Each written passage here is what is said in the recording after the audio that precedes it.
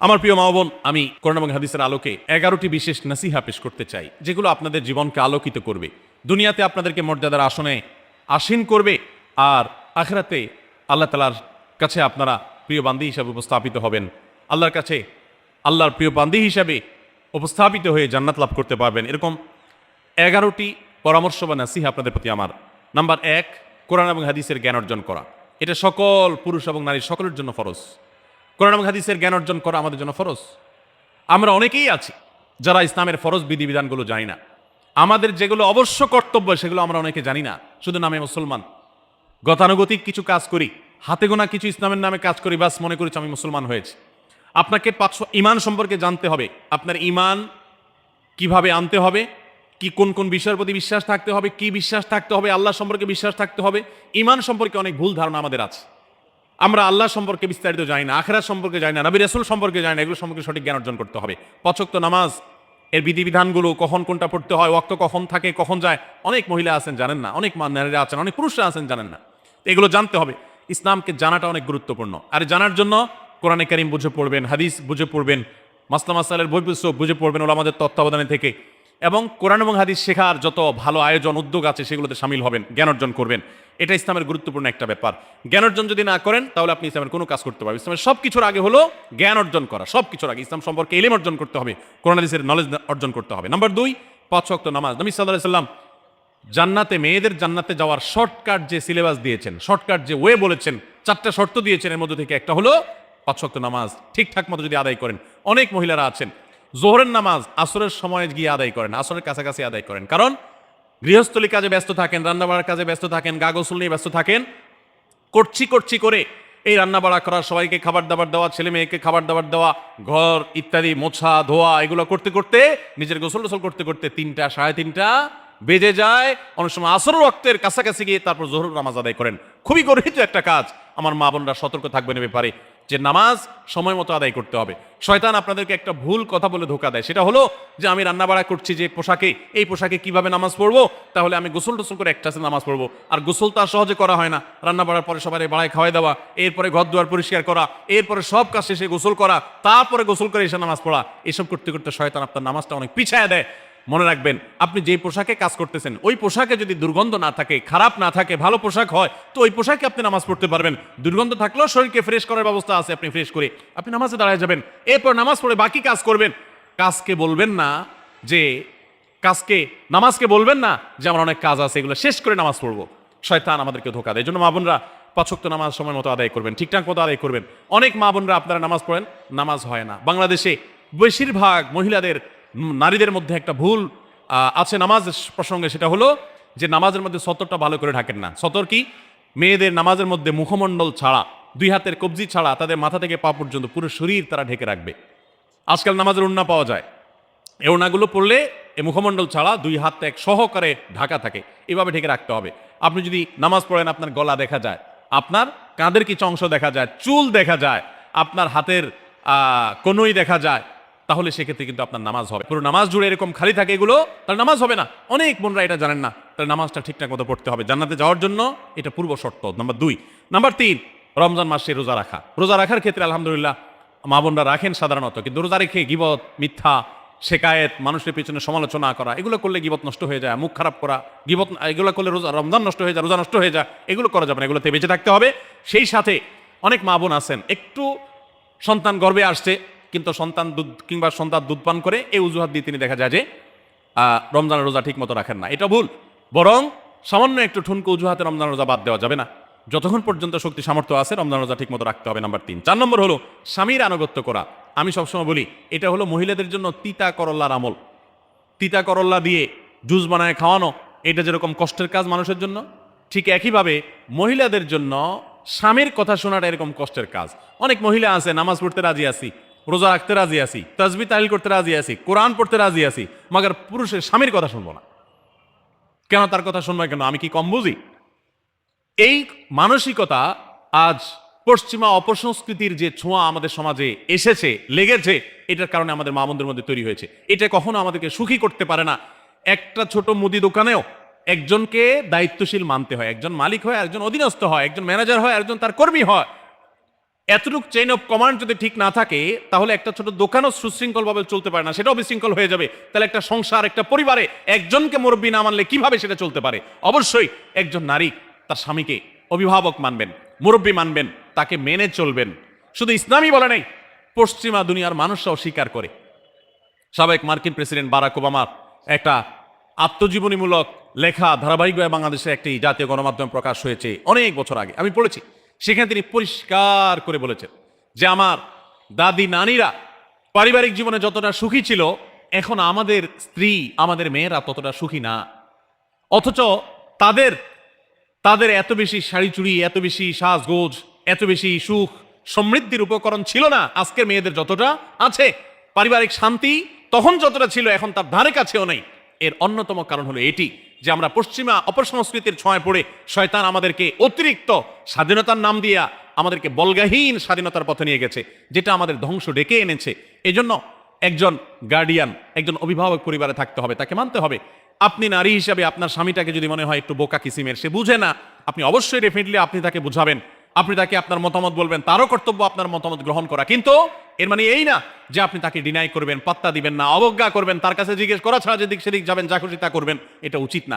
আপনার জান্নাতে যাওয়ার প্রয়োজনে ওই যে তিতা করল্লা বলেছি, সে যদি কোনো দিক থেকে তাকে মানতে আপনার কষ্ট হয়, আপনার থেকে সে পিছিয়ে আসে বুদ্ধিতে জ্ঞানে, তারপরে একটু কষ্ট করে ঢোক গিলেন, একটু কষ্ট করে সবর করেন, শুধুমাত্র জান্নাতের আশায় আল্লাহ তাআলা আপনাকে মর্যাদা দিবেন, দুনিয়াতে বড় করবেন, আখিরাতে বড় করবেন। অনেক সময় দেখা যায় পুরুষতান্ত্রিক সমাজে আমাদের দেশে দেখা যায় যে পুরুষদের নানা অনাচারে মেয়েরা অতিষ্ঠ হয়। একটু সবর করেন, সন্তান সন্ততি বড় হবে, তখন আর পুরুষের এই সমস্ত জুলুম থাকবে না, পুরুষ তখন দৌড়ের উপরে থাকবে। এই বাস্তবতা আমরা প্রত্যেকটা মানুষ উপলব্ধি করার কথা। অতএব মেয়েদের, মুসলিম নারীদের অত্যন্ত গুরুত্বপূর্ণ আরেকটি বিষয় হলো 4 নম্বর, যেটি বললাম, স্বামীর আনুগত্য করা। যতটুকু সম্ভব তার সর্বোচ্চ আনুগত্য করার চেষ্টা করতে হবে, যতক্ষণ তিনি কোরআন হাদিসের কথা বলেন। স্বামী যদি কোনো অন্যায় কথা করতে বলেন, তাহলে তখন আর তার কোনো কথা শোনা যাবে না। নাম্বার 5, একজন মুসলিম নারীর জন্য তার ইজ্জতের হেফাজত অত্যন্ত গুরুত্বপূর্ণ ব্যাপার। এমন একটা সমাজে আমরা বসবাস করতেছি, পাঠ্য বইয়ে শিক্ষার নামে আমাদের সন্তানদের চরিত্র নষ্ট করে দেওয়া হচ্ছে। বিবাহ বহির্ভূত সম্পর্ক করতে তাদেরকে উস্কানি দেওয়া হচ্ছে, শিক্ষার নামে কুশিক্ষা দেওয়া হচ্ছে, যার কারণে আমার সন্তান নষ্ট হয়ে যাচ্ছে। এই জন্য আমি বলি, এমন যুবক, এমন যুবতী আজকাল সোনার হরিণ হয়ে গেছে। হাজারে 2-4 জন যুবক পাওয়া যাবে কিনা সন্দেহ, যেই যুবক বুকে হাত রেখে বুক টান টান করে আল্লাহর শুকরিয়া আদায় করে বলতে পারবে তার যৌবনে কোনো হারাম স্পর্শ সে করে নাই, কোনো হারামের কাছে সে যায় নাই, তার চরিত্রকে সে হেফাজত করেছে, কোনো গুনাহে সে লিপ্ত হয় নাই, এরকম কথা বলার মতো যুবক খুব বেশি নাই আমাদের সমাজে। ধ্বংস করে ফেলা হয়েছে বিনোদনের নামে, শিক্ষার নামে, নানা নামে। এগুলো আমাদের দেশের সংস্কৃতি ছিল না। এদেশের মুসলমান তো বটে, এদেশের হিন্দুরাও পারিবারিক এই বন্ধনের মধ্যে থেকে তারা তাদের চরিত্রকে হেফাজত করে। বৈবাহিক সম্পর্ক ছাড়া কোনো প্রকার সম্পর্কের মাধ্যমে তাদের যৌন আকাঙ্ক্ষাকে মেটায় না। এটা এদেশের মাটির, এদেশের কালচার, এদেশের মানুষের কালচার, এদেশের সকল ধরনের মানুষের কালচার, কিন্তু এদেশের সেই সংস্কৃতিকে ধ্বংস করে দেওয়া হচ্ছে ছোট ছোট বাচ্চাদের বইয়ে এই বিবাহ বহির্ভূত সম্পর্কের কথা বলে। এই জন্য সচ্চরিত্র এখন সোনার হরিণ হয়ে গেছে। নবী সাল্লাল্লাহু আলাইহি ওয়াসাল্লাম বলেছেন, মাইয়াজমান লি মা বাইনা লিহিয়াইহি ওয়া মা বাইনা রিজলাইহি আদমান লাহুল জান্নাহ। যে ব্যক্তি তার 2 চোয়ালের মাঝখানের অঙ্গ অর্থাৎ মুখ, আর যে ব্যক্তি তার 2 রানের মধ্যবর্তী অঙ্গ, তার লজ্জাস্থানকে হেফাজত করবে, অন্যায় খাতে ব্যবহার করবে না, এটার সংরক্ষণের দায়িত্ব এবং গ্যারান্টি যে ব্যক্তি নিজের ব্যাপারে নিজে নিবে, নবী সাল্লাল্লাহু আলাইহি ওয়াসাল্লাম বলেছেন, আমি তার জন্য জান্নাতের দায়িত্ব নিয়ে নিলাম। যে এটা 2টার দায়িত্ব নিতে পারবে, আমি তার জান্নাতের দায়িত্ব নিলাম। এবং নবী সাল্লাল্লাহু আলাইহি ওয়াসাল্লাম আরো বলেছেন, আকসারু মা ইউদখিলুন নাস আন-নার, মানুষকে সবচেয়ে বেশি জাহান্নামে নিয়ে যায় কোন জিনিসে? আল ফামু আল ফরজ, এই 2টি অঙ্গ, মুখ এবং লজ্জাস্থান। এই জন্য মা বোনরা, অনেকে আপনাদেরকে অনেক প্ররোচনা দিবে, অনেক গুনাহের পথে আহ্বান করবে। আপনাদের মেয়েরা স্কুল কলেজে পড়তে গেলে সেখানে অনেক অন্যায় আবেদন শুনবে, হারামের আহ্বান শুনবে। তাদেরকে সুশিক্ষা দিবেন যে আল্লাহ তাআলা তোমাকে যে চরিত্র দিয়েছে, এই যৌবন দিয়েছে, এটাকে যেখানে সেখানে ব্যবহার করলে হবে না। কিয়ামতের ময়দানে যুবকদেরকে আলাদা করে জিজ্ঞাসা করা হবে, তোমার যৌবনকালে কি করছো সেটা বলো, বুড়া বয়সে এসে কি করছো এটা ইম্পর্টেন্ট না, যৌবনকালে কি করে আসছো সেটার হিসাব দাও। যৌবনকে হেফাজত করার গুরুত্ব এত বেশি, আল্লাহ আলাদা করে জিজ্ঞাসা করবেন। এই জন্য মা বোনদের কর্তব্য তাদের মেয়েদেরকে, ছেলেদেরকে অসৎ চরিত্রতা থেকে হেফাজত করবেন, সংরক্ষণ করবেন, তাদেরকে বুঝাবেন, তাদেরকে সেভাবে বড় করবেন যে বিয়ে শাদীর মাধ্যমে, সাংসারিক জীবনের মাধ্যমে তোমরা তোমাদের এই জীবনকে তোমরা উপভোগ করবে। আল্লাহ তাআলা তোমাদের জন্য যে নিয়ামত রেখেছে সেই নিয়ামত তোমরা পাবে, কিন্তু অবৈধ উপায়ে কখনো তোমরা সেদিকে পা বাড়াবে না। যারা বাড়ায় তাদের দুনিয়াতেই ধ্বংস হয়, আখিরাত তো আছেই, এই অবৈধ সম্পর্ক করে সুখে থাকে খুব কম মানুষ। যারা যত বেশি এই জগতে যায় তারা তত বেশি অসুখী থাকে দাম্পত্য জীবনে। অতএব একজন নারী তার 5 নম্বর গুরুত্বপূর্ণ বিষয় হলো তার ইজ্জতের হেফাজত, লজ্জাস্থানের হেফাজত এবং তার চরিত্রের হেফাজত। আল্লাহ তাআলা আমাদের মা বোনদেরকে সেই তৌফিক দান করুন। অনেক সময় দেখা যায় যে সবই ঠিক আছে, আপনি সোশ্যাল মিডিয়াতে পুরুষের ছবি দেখে, ভিডিও দেখে আপনি হারাম আনন্দ পাচ্ছেন। আপনি ইমোতে, হোয়াটসঅ্যাপে, মেসেঞ্জারে বিভিন্ন পুরুষের সাথে অপ্রয়োজনীয় চ্যাটিং করছেন, কথা বলছেন, এবং সেখানে এই বেহুদা কথা থেকে অনেক অনাচার হয়ে যায়, অনেক সংসার ভেঙে যায়, অনেক পরকীয়া হয়, অনেক সংসার ধ্বংস হয়। এই জন্য আল্লাহ বলেছেন আল্লাহ তাকরাবুজ জেনা, জেনার কাছেও যেও না, চ্যাটিংই করতে যেও না, কারণ করতে গেলে তুমি ডুবে যাবা, পরে ফিরে আসতে পারবা না। ভয়ঙ্কর এক গুহা এবং ভয়ঙ্কর এক জগৎ। তো এই পথ থেকে আমাদেরকে বেঁচে থাকতে হবে। আল্লাহ আমাদের তৌফিক দান করুন। নাম্বার 6, মা বোনদের জন্য গুরুত্বপূর্ণ বিষয় হলো সন্তানদের লালন পালন করা। আপনি বাজার থেকে 2-4 কেজি আম কিনে খাইছেন, এটাতে আপনি যতটা সুখী হতে পারবেন, আপনি যদি একটা আমের গাছ লাগাই দিতে পারেন তাহলে তার চাইতে অনেক বেশি সুখী হতে পারবেন। আপনি বেশি লাভবান হবেন, আপনি মনকে মন আম খেতে পারবেন, আপনার বংশধররা খেতে পারবে। নিজে আমল তো করবেনই মায়েরা বোনেরা, পাশাপাশি সন্তানদেরকে যদি আল্লাহ ভীরু বানান, মুত্তাকি বানান, পরহেজগার বানান, কোরআন হাদিস শিখান, তাদেরকে যদি পর্দা শিখান, তাদেরকে যদি চরিত্র হেফাজত শিখান, তাদেরকে যদি ভালো মানুষ বানানো শিখান, তাহলে আপনি আম গাছ লাগানোর মতো ফলের গাছ লাগাই গেলেন, সওয়াবের গাছ লাগাই গেলেন। দুনিয়া থেকে চলে যাবেন, নেক সন্তানের আমল যেগুলো আপনি শিখাই দিয়ে গেছেন এগুলোর সওয়াব আপনি পেতে থাকবেন। ছেলেটাকে সূরা ফাতিহা নিজে শিখাবেন, মেয়েটাকে সূরা ফাতিহা নিজে শিখাবেন, নিজে ভালো করে শিখবেন। তাহলে কিয়ামত পর্যন্ত, মরণ পর্যন্ত এই ছেলে যতবার সূরা ফাতিহা পড়বে প্রত্যেক নামাজে আপনি কিন্তু সওয়াব পেতে থাকবেন, কারণ আপনি শিখাই দিয়ে গেছেন, আপনি শুরুটা করে দিয়ে গেছেন। এই জন্য মা বোনদের জন্য সন্তানদের লালন পালন করা, সন্তান দুধে ভাতে আছে কিনা, ভালো জামা কাপড় পরছে কিনা, এর চাইতে ইম্পর্টেন্ট হলো সন্তান আমার নামাজ পড়ছে কিনা, সন্তান আমার আল্লাহকে চিনে কিনা, সন্তান আমার কোরআন হাদিসের শিক্ষা পেয়েছে কিনা। সন্তান একদিন স্কুলে যায় না, তার জন্য আমার মাথা খারাপ হলে, সন্তান একদিন নামাজ পড়ে না এক ওয়াক্ত, তার জন্য আরো বেশি মাথা খারাপ হতে হবে। তাহলে আপনি দায়িত্বশীল মা হতে পারবেন, দায়িত্বশীল বাবা হতে পারবেন। মনে রাখবেন নবী সাল্লাল্লাহু আলাইহি ওয়াসাল্লাম বলেছেন, প্রত্যেকটা শিশু জন্মগ্রহণ করে ভালো মানুষ হয়ে, কেউ জন্মগতভাবে খারাপ হয় না, ডাকাত হয়ে জন্মায় না, তবে তার মা বাপ তাকে নষ্ট করে। কারণ মা বাপ তাকে ঠিক মতো লালন পালন না করে, ভালো পরিবেশ দেয় না, খারাপ ছেলেফেলের সাথে মিশে, তখন সে নষ্ট হয়। এই জন্য আপনার দায়িত্ব সন্তান কার সাথে মিশছে, কোথায় যাচ্ছে, কি করতেছে, মোবাইলে কি দেখছে, সন্তানকে সময় দেন, মোবাইল টিপাটিপি বন্ধ করেন, তাদেরকে নিয়ে বসেন, তাদেরকে কথা শোনান, কোরআন হাদিস পাঠ করে শোনান, তাদেরকে ভালো পরিবেশ দেন, ভালো ফ্যামিলির, দিনদার ফ্যামিলির বাচ্চাদের সাথে তাদেরকে মিশান। ইনশাআল্লাহ আপনি আল্লাহর কাছে এর জন্য উত্তম বিনিময় পাবেন, সওয়াব পাবেন। নাম্বার 7, মা বোনরা বিশেষ করে আপনাদের জন্য গুরুত্বপূর্ণ হলো কৃতজ্ঞতা আদায় করবেন। পুরুষদের জন্য গুরুত্বপূর্ণ, কিন্তু মা বোনদের জন্য বিশেষ গুরুত্বপূর্ণ এই জন্য যে নবী সাল্লাল্লাহু আলাইহি ওয়াসাল্লাম বলেছেন, তিনি জাহান্নামে নারীদেরকে যে দেখেছেন, তাকে যে দেখানো হয়েছে মেরাজে, যে প্রচুর সংখ্যক নারীরা জাহান্নামে, এর অন্যতম একটা কারণ ছিল নেয়ামতের নাশুকরি করা। পুরুষদের মধ্যেও নাশুকরির কারণে বহু পুরুষ জাহান্নামে যাবে। মা বোনরা স্বামী এবং নিজের জগতে যতটুকু আল্লাহ তাআলা দিয়েছেন এতটুকুর উপর শুকর আদায় করবেন। আপনার স্বামী মানুষটা হয়তো মুখটা খারাপ, কিন্তু তার শরীরটা ভালো আছে, সে আপনাকে উপার্জন করে এনে খাওয়ায়। অনেক মহিলা আছে তার স্বামী হয়তো অ্যাক্সিডেন্ট করে পঙ্গু হয়ে গেছে, সে হয়তো বিছানা শুয়ে বাকি জীবন কাটিয়েছে, তার কষ্টের কোনো শেষ নেই। আপনার স্বামী হয়তো বা তার কোনো দিক থেকে দুর্বলতা আছে, আবার বহু দিক থেকে তার ভালো গুণ আছে। একই কথা পুরুষদের জন্য ইসলাম নির্দেশ করেছে যে তার স্ত্রীর একটা গুণ খারাপ দেখে যদি তার কষ্ট লাগে, তো সে চিন্তা করলে 10টা গুণ ভালো দেখবে, সেটা দেখে শুকর আদায় করা উচিত। এই শুকরিয়া আদায় করা ছাড়া পুরুষ হোক নারী হোক কেউ আল্লাহর প্রিয় বান্দা হতে পারবে না। এই জন্য আল্লাহর কাছে শুকরিয়া আদায় করবেন। মায়েরা বিশেষ করে শ্বশুরের বাড়িতে যাওয়ার পর প্রথম অনেক কষ্ট হয়। আমি সবসময় বলি, শ্বশুর বাড়িতে যাওয়ার পর মেয়েরা আমাদের দেশে নানান জুলুম নির্যাতন সহ্য করতে হয়। শাশুড়ি বাঁকা চোখে দেখে, সব শাশুড়ি না, অনেক শাশুড়ি, অনেক সময় ননদরা বাঁকা চোখে দেখে, স্বামী লোকটা জ্বালায় নানাভাবে, দেবররা জ্বালায় নানানভাবে, মানুষ কোচাকুচি করে কষ্ট দেয়।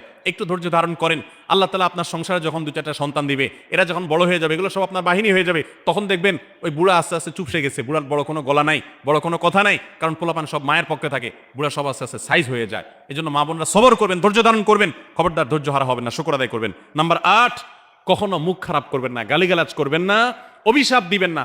অনেক সময় পোলাপান একটু উল্টাপাল্টা করলে তাদেরকে অনেক মা অভিশাপ দিয়ে দেন, গজব ঠাটা দিয়ে দেন, বদদোয়া করেন, মুখ দিয়ে খারাপ কথা বলে ফেলেন। এগুলো খুব খারাপ জিনিস। নবী সাল্লাল্লাহু আলাইহি ওয়াসাল্লাম বলেছেন, যদি কাউকে গজব ঠাটা দেওয়া হয়, এটার উপযুক্ত না হলে যে দেয় তার উপরে এসে পড়ে, এরকম ভয়াবহ একটা বিষয়। এই জন্য কোন অবস্থাতে এগুলো যেন না হয়। এবং মেয়েদের জাহান্নামে যাওয়ার বেশি জাহান্নামে যাওয়ার অন্যতম একটা কারণ এটাও যে তাদের মধ্যে, অনেকের মধ্যে, আমি সবার কথা বলছি না, যে এই ধরনের গালিগালাজ করা, অভিশাপ দেওয়ার বদস্বভাব আছে। এই বদস্বভাব বহু পুরুষের মধ্যেও আছে, সবাইকে ছাড়তে হবে। নাম্বার 9, আত্মীয়তার বন্ধন রক্ষা করার পরে দায়িত্বশীল হতে হবে। স্বামীকে স্বামীর ভাই বোনের সাথে সম্পর্ক ভালো রাখতে কখনো বাধা দিবেন না। অনেক মহিলা আছে বোকার মতো কাজ করে। স্বামী যদি স্বামীর ভাইকে টাকা পয়সা দেয়, সে অপছন্দ করে। স্বামী যদি স্বামীর বোনকে টাকা পয়সা দেয়, সে এটাকে পছন্দ করে না। মা বাবার খোঁজখবর বেশি নিলে তার কাছে ভালো লাগে না। এই মহিলা হলো নির্বোধ। কেন নির্বোধ? কারণ নবী সাল্লাল্লাহু আলাইহি ওয়াসাল্লাম বলেছেন, যে মানসাররাহু আইয়ুবসাতালাহু ফি রিজকিহি আও ইউনসালাহু ফি আথারি ফালিয়াসিল রাহিমা, যে ব্যক্তি চায় তার রিজিকে আল্লাহ বরকত দেখ, তার হায়াতে বরকত দেখ, সেই জন্য রক্ত সম্পর্কে আত্মীয়দের সাথে সম্পর্ক বেশি ভালো রাখে। তাহলে আপনার স্বামীর রিজিক বেশি হোক, টাকা পয়সা বেশি হোক, তার হায়াতে বরকত হোক, এটা যদি আপনি চান তাহলে আপনি বরং তারা উৎসাহিত করা উচিত। তোমার ভাইটার খবর নাও, তোমার বোনটার বাড়িতে যাও, তোমার মা বাপের খেদমত করো, তাদের সাথে যত সম্পৃক্ত থাকবে আপনার স্বামী আল্লাহ তাআলা তত বরকত দান করবেন। এই জন্য তাকে সেটা করবেন। আবার পুরুষদের উচিত মেয়েদেরকে সুযোগ দেওয়া, তারা তাদের বাপ, মেয়েরও তো কর্তব্য আছে তার বাপ মার প্রতি, বাপ মার খেদমত করবে, বাপ মার জন্য হাদিয়া তোফা দিবে। অনেক পুরুষরা আছে মেয়েদের পাওনা অধিকারই দেয় না, হাদিয়া তোফা কোত্থেকে দিবে, তাদের মহরটাই দেয় না, তাদের হাত খরচ দেয় না, আলাদা কিছু হাত খরচ দেওয়া উচিত যে তার মতো সে খরচ করবে, তার মা বাপের জন্য খরচ করবে। এগুলোর বিনিময়ে আমরা আল্লাহর কাছে জান্নাত পাবো। অতএব এই আত্মীয়তার সম্পর্ক রক্ষা করা গুরুত্বপূর্ণ। নাম্বার 10, সাদাকা করবেন। সাদাকা জাহান্নাম থেকে মুক্তির কারণ। নবী সাল্লাল্লাহু আলাইহি ওয়াসাল্লাম জাহান্নামের পরে সতর্ক করেছেন আপনাদেরকে, আমাদের সবাইকে। অতএব সাদাকা দিলে জাহান্নাম থেকে মুক্তির একটা পথ আমরা পাই, সুগম হয়। এবং নবী সাল্লাল্লাহু আলাইহি ওয়াসাল্লামের সময় মহিলা সাহাবীরা তাদের গহনা খুলে আল্লাহর রাস্তায় দান করতেন। এজন্য মসজিদ, মাদ্রাসা, বিভিন্ন গুরুত্বপূর্ণ যে দানের খাতগুলো আছে সেগুলোতে বেশি বেশি দান করবেন, বেশি বেশি আল্লাহ রাস্তায় ব্যয় করবেন, যতটুকু তৌফিক আছে ততটুকু। এখন মহিলারা দান করবে কোত্থেকে? পুরুষরা মহরের টাকাই পরিশোধ করে না, বেচারে দান করবে কোত্থেকে? এই জন্য পুরুষরা দায়ী হবে। এবং মহিলারাও তাদের মহরের টাকা যেন অনাদায় না থাকে, তারা যেভাবে চেষ্টা করলে হয় সেভাবে চেষ্টা করবেন। এবং তাদের হাত খরচ আলাদা দেওয়া উচিত, এবং তারা পর্দার মধ্যে থেকে তাদের মতো উপার্জনও করতে পারেন, সেটাও শরীর তাদের জন্য সুযোগ রেখেছে। যেভাবে হোক তারাও সাদাকার চেষ্টা করবেন। 11 নম্বর সর্বশেষ হলো সময়ের অপচয় করবেন না। এখন এমন একটা সময় চলছে বেশিরভাগ মানুষ জাহান্নামে যাবে, যেই কারণে আজকের যুগে সবচেয়ে বেশি আমরা বিপদগামিতার মুখে যাচ্ছি, যে কারণে সেটার অন্যতম হলো এই স্মার্টফোনের অপব্যবহার। আমরা অনেকে আছি টেলিভিশনের বিভিন্ন সিরিয়ালে আসক্ত, অনেকে আছি বিভিন্ন নাটক সিনেমায় আসক্ত, অনেকে আছি ফেসবুক এবং ইউটিউবে এগুলোতে আসক্ত। বিশেষ করে মা বোনদেরকে বলছি, অনেকেই আছেন এখনো রিমোট ছাড়া তার পেটের ভাত হজম হয় না, সারাদিন রিমোট হাতে বসে থাকেন, একটা পর একটা সিরিয়াল এবং চ্যানেল পাল্টাতে থাকে। মনে রাখবেন, সফল ইমানদার হতে হলে এই অনর্থক কাজ না ছাড়লে আপনি সফল ইমানদার হতে পারবেন না। অনেকে নামাজে পড়ে আবার সিরিয়ালও দেখে, অনেকে আছেন ফেসবুকে ঘন্টাকে ঘন্টা, ইউটিউবে ঘন্টা ঘন্টা সময় নষ্ট করেন। এর জন্য আল্লাহর কাছে জবাবদিহি করতে হবে কিয়ামতের ময়দানে। আল্লাহ তাআলা কয়েকটা প্রশ্ন উত্তর দেওয়া ছাড়া একজন মানুষকে নড়তে দিবেন না। এর ভিতরে একটা হলো যে তোমার সারা জীবনে কি অর্জন করেছো। সময়ের অপচয় করা যাবে না। সময় হলো জীবনের সবচেয়ে মূল্যবান সম্পদ। অতএব আল্লাহ তাআলা আমাদের সবাইকে জীবনের এই অমূল্য সম্পদ সময়কে সংরক্ষণ করার তৌফিক দান করুন। মা বোনরা, আপনাদেরকে আমি আল্লাহর ওয়াস্তে উপদেশ করতেছি, যারা বদভ্যাস আছে ফেসবুক, ইউটিউবে ঘন্টা ঘন্টা পড়ে থাকার, প্রয়োজনে এগুলো সব ডিলিট করে দেন মোবাইল থেকে। প্রয়োজনে আপনি এই মোবাইল বিক্রি করে বাটন ফোনে চলে যান। নিজের বদভ্যাসকে নিয়ন্ত্রণ করতে না পারলে প্রথমে চেষ্টা করেন, এরপর না পারলে প্রয়োজনে বাদ দিয়ে দেন। আল্লাহর জন্য যদি ত্যাগটা করেন, কিয়ামতের ময়দানে বলতে পারেন, আল্লাহ গুনাহ থেকে বাঁচার জন্য, তোমাকে খুশি করার জন্য আমি স্মার্টফোন পর্যন্ত রাখি নাই, বাটন ফোনে চলে গেছি। আল্লাহ তাআলা খুশি হবেন ইনশাআল্লাহ বিইذنিল্লাহ। বহু মায়েরা তাদের সন্তান নষ্ট হয়ে যাচ্ছে এই মোবাইলের আসক্তি, সিরিয়ালের আসক্তির কারণে। তাদের স্বামীর সাথে সম্পর্ক নষ্ট হয়ে যাচ্ছে এই সমস্ত আসক্তির কারণে। অনেক গুনাহের পথে তারা চলে যাচ্ছেন এই সমস্ত আসক্তির কারণে। এই জন্য এগুলোকে নিয়ন্ত্রণ না করলে আপনি কখনো নেককার হতে পারবেন না। আপনার সন্তানকে মোবাইল দেখে খাওয়াবেন না। আমি আমার সন্তানকে মোবাইল দেখে খাওয়াই না। আমরা সব জায়গায় বলি মোবাইল দেখা, কার্টুন দেখায়, মোবাইল দেখায় বাচ্চাকে খাওয়াবেন না। বাচ্চা কাচ্চা এখন ক্রেজি হয়, আতপাগল কিসিমের হয়, জিদি হয়, বদমেজাজি হয়, ভাঙচুর করে। কেন হয়? কারণ সারাদিন আপনি ওর মোবাইলে কি দেখান? কার্টুন দেখান। কার্টুন মানে কি? মার মার, কাট কাট, হ্যাঁ, সবকিছু ধ্বংস করে ফেলা, গুলি করা, বোমা মারা, হ্যাঁ, সাপ হয়ে সব খেয়ে ফেলা, এটাই তো। এগুলো বাচ্চাদেরকে ক্রেজি করে, বাচ্চাদেরকে মানসিকভাবে অসুস্থ করে, ধ্বংস করে দেয়।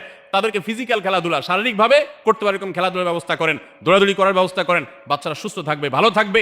মোবাইল থেকে তাদেরকে বাঁচান, টেলিভিশন থেকে তাদেরকে বাঁচান, এবং কার্টুন থেকে, ভিডিও গেমস থেকে তাদেরকে বাঁচান। না বাঁচাতে পারলে আপনার দুনিয়া আখিরাত সব ধ্বংস হয়ে যাবে। অতএব আজকের মাহফিল থেকে আসুন প্রতিজ্ঞা করি যে আমরা সময় নষ্ট করব না, সময়ের অপচয় করব না, প্রয়োজন ছাড়া মোবাইল হাতে ঘাটাঘাটি করব না, ঘন্টায় ঘন্টা মোবাইলকে সময় দিব না। অনেক মেয়েরা আছেন, অনেক পুরুষরা আছেন, এই একটি অপকর্মের কারণে তার শিক্ষা জীবন ধ্বংস হয়ে যায়, চাকরি নষ্ট হয়ে যায়, ব্যবসা লাডে উঠে, মা বাবার সাথে সম্পর্ক নষ্ট হয়, স্বামী স্ত্রীর সম্পর্ক নষ্ট হয়, সাংসারিক জীবন ধ্বংস হয়ে যায়, সবকিছু ধ্বংস হয়ে যায় শুধু এই মোবাইল ফোনের অনিয়ন্ত্রিত ব্যবহার করার কারণে। যারা মোবাইলকে নিয়ন্ত্রণ করতে পারেন না, ডাইরেক্ট হয়ে গেছেন, সারাক্ষণ হাতে মন চায়, তারা একটা শক্ত সিদ্ধান্ত নেন, প্রয়োজন আমি স্মার্টফোন বিক্রি করে দিব। 6 মাস 8 মাস আপনি কিছুদিনের জন্য, 1 বছরের জন্য বাটন ফোনে চলে যান, এরপর আবার ব্যাক করলে আশা করা যায় আল্লাহ আপনাকে হেফাজত করবেন। এবং ইসলামের নাম দিয়ে, অনেকে বলে আমি ইউটিউবে ওয়াজ শুনি, ফেসবুকে ওয়াজ শুনি, ওয়াজের নাম দিয়া আপনি যে কি করেন কি না করেন সেটা আপনার আরশের মালিক সবই জানেন। অতএব যে ওয়াজ শুনতে গিয়ে আপনার আকাম কুকাম করা লাগে, খারাপ জিনিস দেখা লাগে, ওই ওয়াজ শোনার কথা আপনাকে ইসলাম বলে নাই। আল্লাহ তাআলা আমাদের সবাইকে সবগুলো বিষয় আমল করার তৌফিক দান করুন। আমরা আবারও বলছি, আজকে আমাদের মা বোনদেরকে লক্ষ্য করে বিশেষ করে যে 11টি করণীয় আপনাদের জীবনকে সোনালী জীবনে পরিণত করতে পারে, আপনাদের জীবনটাকে সমৃদ্ধ করতে পারে, সুখী করতে পারে এবং আল্লাহর কাছে আপনাদেরকে জান্নাতের উপযুক্ত করবে। কিয়ামতের ময়দানে সুন্দর হাসি, সুখের হাসি, তৃপ্তির হাসি আপনাদেরকে হাসাবে ইনশাআল্লাহ। সেই 11টি নসিহা, সেই 11টি বিষয়ের প্রথমটি হলো কোরআন এবং হাদিসের জ্ঞান অর্জন করবেন। অনেক ভালো ভালো বই আছে কোরআন হাদিস ভিত্তিক, সেগুলো পড়বেন। দিন শিক্ষার যত আয়োজন আছে সেগুলোর সাথে সম্পৃক্ত হবেন। অনলাইনে অনেক কোর্স করা যায়, সেগুলোতে আপনি সম্পৃক্ত হতে পারেন। যেভাবে হোক আপনাকে কোরআন হাদিসের কথা জানতে হবে। আল্লাহ কি বলেছেন, রাসূল সাল্লাল্লাহু আলাইহি ওয়াসাল্লাম কি বলেছেন, মাসালা মাসাইল কখন কি করা উচিত, কোরআন হাদিসে কি বলা আছে, এগুলো জানতে হবে আপনাকে। যতটুকু সম্ভব জানার চেষ্টা করবেন। নাম্বার 2, 5 ওয়াক্ত নামাজ সঠিকভাবে আদায় করবেন, সময় মতো আদায় করবেন। জোহরের ওয়াক্ত বাসার কাজ কাম শেষ করে গোসল করে একেবারে 3টার দিকে একসাথে পড়বো, এটা করা যাবে না, বরং সময় মতো আদায় করতে হবে। এবং মেয়েদের যে সতর, এই সতর ঢাকার পরে সতর্ক থাকতে হবে। পুরো শরীর মুখমণ্ডল ছাড়া যেন ঢাকা থাকে, চুল, গলা, হাতের গোছা, কোনোই, এগুলো যেন দেখা না যায়, খেয়াল রাখতে হবে। এবং নামাজ ধীরে ধীরে পড়তে হবে। অনেক মহিলা অনেক দ্রুততার সাথে নামাজ পড়েন, এবার পড়লে হবে না। নাম্বার 3, রমজানের রোজা ঠিক মতো রাখতে হবে, যথাযথভাবে রাখতে হবে। রোজা রেখে গিবত, শিকায়েত, মিথ্যা, গালমন্দ এগুলো করা যাবে না। নাম্বার 4, স্বামীর আনুগত্য করতে হবে। নিজের কাছে খারাপ লাগলেও একটু সবর করতে হবে। যতক্ষণ পর্যন্ত স্বামী ন্যায়সঙ্গত কথা বলে, অন্যায় কাজ করতে না বলে, গুনাহের কাজ করতে না বলে, ততক্ষণ পর্যন্ত তার কথা মানতে হবে। নিজের খারাপ লাগলেও মানবেন আপনার জান্নাতের প্রয়োজনে, সুশৃঙ্খলার প্রয়োজনে, পারিবারিক শান্তির প্রয়োজনে। ইনশাআল্লাহ আপনি সুখে থাকবেন দুনিয়া এবং আখিরাত উভয় জগতে। নাম্বার 5, নিজের ইজ্জত সম্মান হেফাজত করবেন। অনলাইনে অফলাইনে কারোর সাথে হারাম সম্পর্ক করবেন না, কোনো গায়ে মারাম পুরুষের সাথে অযথা যোগাযোগ করবেন না, চ্যাটিং করবেন না, এবং সোশ্যাল মিডিয়াতে হারাম জিনিস দেখা থেকে নিজের চোখকে হেফাজত করবেন, বাঁচিয়ে রাখবেন। নাম্বার 6, নিজের সন্তানদেরকে দিন শিখাবেন, তাদেরকে কোরআন হাদিস শিখাবেন, উত্তমভাবে লালন পালন করবেন, তাদেরকে নামাজ শিখাবেন, মেয়েদেরকে পর্দা শিখাবেন, তারা যেন চরিত্র হেফাজত করে সেই শিক্ষা তাদেরকে দিবেন। উপযুক্ত হওয়ার পর ছেলে মেয়েকে বিয়ে দিবেন, কোনোভাবে যেন হারাম সম্পর্কে না জড়া, সেজন্য সাবধান থাকবেন। ভালো ফ্যামিলির সাথে তাদেরকে উঠা বসা করাবেন, ভালো শিক্ষা প্রতিষ্ঠানে দিবেন যেখানে দিলে তার ঈমান আমল হেফাজত থাকবে। নাম্বার 7, আল্লাহ শুকরিয়া আদায় করবেন, বান্দারও শুকরিয়া আদায় করবেন। আল্লাহ যা দিয়েছেন, যতটুকু আছে স্বামীর সংসারে, আলহামদুলিল্লাহ বলতে শিখবেন, আল্লাহ তাআলা বাড়াই দিবেন ইনশাআল্লাহ। নাফরমানি, নাশুকরি করবেন না, তাহলে আপনি নিজেই ক্ষতিগ্রস্ত হবেন, কষ্টের মধ্যে থাকবেন। আর শুকরিয়া আদায় করলে আপনার নিজেরই মানসিক প্রশান্তি হবে, আল্লাহর নিয়ামত বাড়িয়ে দিবেন। নাম্বার 8, কোনো প্রকার অভিশাপ গালমন্দ করবেন না, সেটা ছেলে মেয়েকে হোক, সংসারকে হোক, স্বামীকে হোক, কোনো কিছু না, ধৈর্য ধারণ করতে হবে। পুরুষদের জন্য এই কথাগুলো প্রযোজ্য। আর নাম্বার 9, আত্মীয়তার সম্পর্ক রক্ষা করতে হবে, ছিন্ন করা যাবে না। নিজের স্বামীকে তার বাপ, তার বউ, বোন, তার মা, তার ভাই, তাদের সাথে সুসম্পর্ক বজায় রাখতে সাহায্য করবেন, বাধা দিবেন না, পারলে আরো সাহায্য করবেন, এতে আপনারই লাভ হবে। আবার স্বামীদেরও উচিত স্ত্রীকে তার পরিবারের সাথে সম্পর্ক বজায় রাখার জন্য সাহায্য করা। মেয়েদের উচিত তাদের মা, তাদের বোন, ভাই, তাদের সাথে আজকাল মোবাইলে যোগাযোগ করা যায়, খোঁজ খবর নেবেন, কথাবার্তা বলবেন। স্বামীর সংসারে আসছেন দেখে বাপের সংসার ভুলে যাবেন, সেটাও যেন না হয়, খেয়াল রাখতে হবে। নাম্বার 10, যতটুকু সম্ভব দান সাদাকা করবেন। দান সাদাকা জাহান্নাম থেকে মুক্তির কারণ হয়, সেটার জন্য সাধ্য অনুযায়ী করবেন। পুরুষরা তাদের জন্য এই ক্ষেত্রে হেল্প করবেন, যাতে তাদের মোহর ইত্যাদি দেওয়া, মাসে হাত খরচ কিছু দেওয়া, যাতে তারা সাদাকা করতে পারে সেই সুযোগ। আজকাল দেখা যায় অনেক মেয়েরা টাকা পয়সা পেলে মার্কেটে চলে যাবেন, কি কিনবে এটা নিয়ে অস্থির হয়ে যান। মার্কেটে আপনি যা দরকার হলে যাবেন, কেনা দরকার হলে কিনবেন, কিন্তু দানের জন্য একটা খাত রাখবেন। পারিবারিক সাদাকা বাক্স, একটা বাক্স রাখবেন, যে খুচরা টাকা পয়সা বা বিভিন্ন টাকা পয়সা ছেলে মেয়েরা রাখবে, আপনি রাখবেন, উৎসাহিত করবেন। এটা দিয়ে একটা গরিব ফ্যামিলি মুখে হাসি ফোটাবেন, একটা ভালো কাজ করবেন, পারিবারিকভাবে এরকম দানের ব্যবস্থা করবেন। বোনেরা, সর্বশেষ হলো সময় নষ্ট করবেন না সোশ্যাল মিডিয়াতে। আল্লাহর ওয়াস্তে এটা থেকে নিজেকে বাঁচাবার জন্য সংগ্রাম করেন। যারা এখনো এই রোগ থেকে বাঁচতে পারেন নাই, আল্লাহর কসম করে বলছি, দুনিয়ার জীবনটাই ধ্বংস হবে, অসুখী থাকবেন, অশান্তিতে থাকবেন, আখিরাতের ধ্বংস তো আছেই। অতএব ফেসবুক, ইউটিউব, এটা যদি আপনাকে দেখতে হয়, খারাপ কিছু যেন না আসে সেভাবে ফিল্টার করে নেবেন, এবং নিয়ন্ত্রিত নির্দিষ্ট সময়ের বেশি দেখবেন না। 10 মিনিট, সকাল, দুপুর, রাত, এর বেশি বিকাল, আমি এর বেশি দেখবো না। ঘন্টায় ঘন্টা টিপবেন না। অনেক মহিলা আছে, স্বামীকে সময় দেওয়ার সুযোগ নাই, সন্তানের দিকে তাকাবার সুযোগ নাই, উনি টেলিভিশন এবং মোবাইলে আসক্ত, এবং এটা আমাদের সমাজকে ধ্বংস করে দিচ্ছে। নিজের ক্ষতি নিজে করছে, নিজের পায়ে কুঠারাঘাত করছেন। আল্লাহ তাআলা আমাদের সবাইকে এই সব বিষয়গুলোকে মেনে চলে, এই 11টা পয়েন্টকে মেনে চলে আমাদের মা বোনদের জীবনকে সমৃদ্ধ করার তৌফিক দান করুন।